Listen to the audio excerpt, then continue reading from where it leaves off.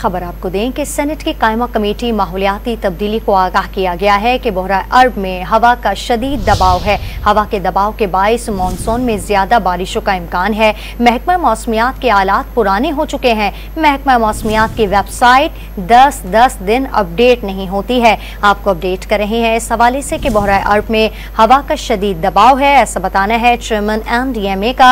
उन्होंने बताया है कि मानसून में ज्यादा बारिशों का इम्कान है।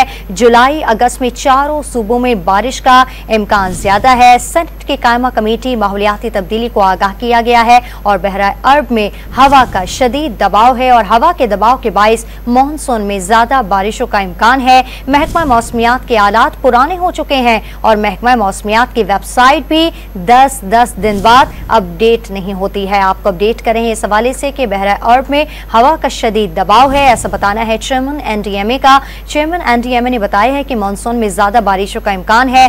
जुलाई अगस्त में चारों सूबों में बारिश का इम्कान है। तफसील जानते हैं डॉन न्यूज़ के नुमाइंदे उमैद अली हमारे साथ मौजूद हैं। उमैद, बताइएगा मजीद क्या बताना है NDMA का?